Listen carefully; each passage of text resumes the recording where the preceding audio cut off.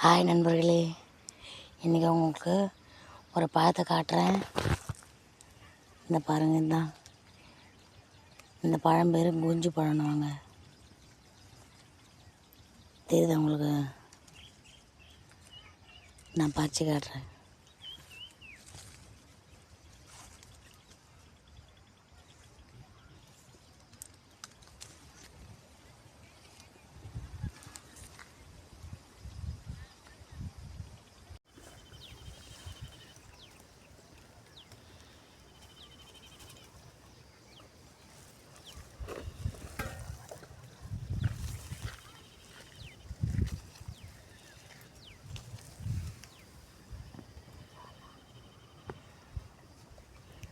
ரொம்ப அழகாக இந்த பழம் ஆரஞ்சு கலரில் இருக்கும்.